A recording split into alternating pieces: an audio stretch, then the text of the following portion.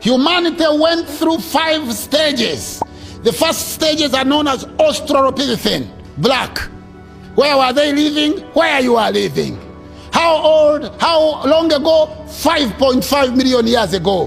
Who was living in Europe at that time? No one. Who was living in Asia at that time? No one. Who was living in America North? None. America South? None. Bismarck Archipelago? No one. Australia? Tonga? None. Haiti? Fiji? Samoa? Who was living there? No one. Humanity was only here. 3.5 million years ago, Homo habilis. Where was he living? Here. Was he living elsewhere? No. 1.5 million years. Humanity at the stage of Homo erectus, the African that walks upright. Where is he living? Here. He lives here to populate the world. He passes through the Gulf of Eden, avoids Saudi Arabia, crosses into India. And then he goes through Kenya, Mijikenda, Tayar in Australia, and populates all the islands in between. Avoids Israel, avoids Jordan, avoids Syria. He also discovers fire. Then 150,000 years, modern man, known as Homo sapien. Homo sapien. The oldest Homo sapien, the bones discovered in Omo Valley in Ethiopia and Kenya. He started where? Here.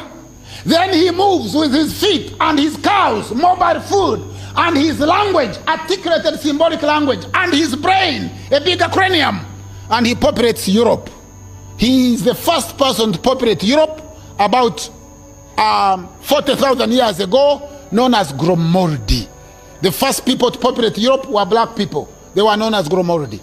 First people to populate England were black people. They were known as Bika.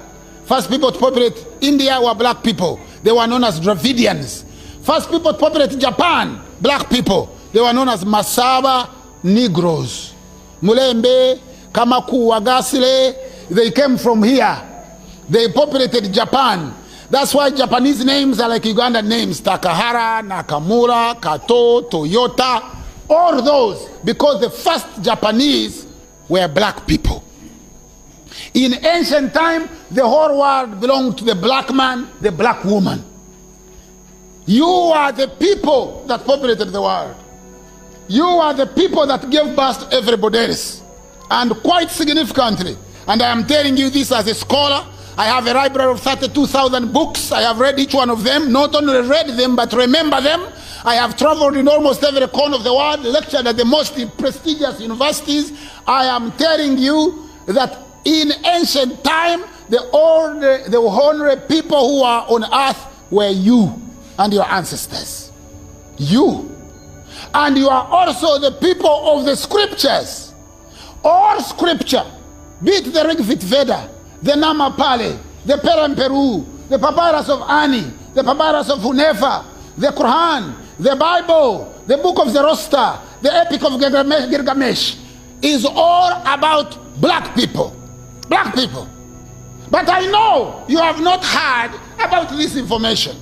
Why? Because when white people colonize the world, they also colonize the information about the world.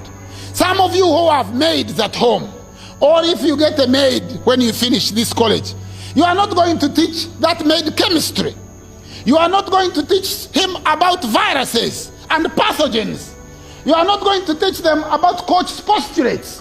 Because if they learn about this, they'll be saying, if you say go and cook, you say, oh, you know what, I cooked yesterday.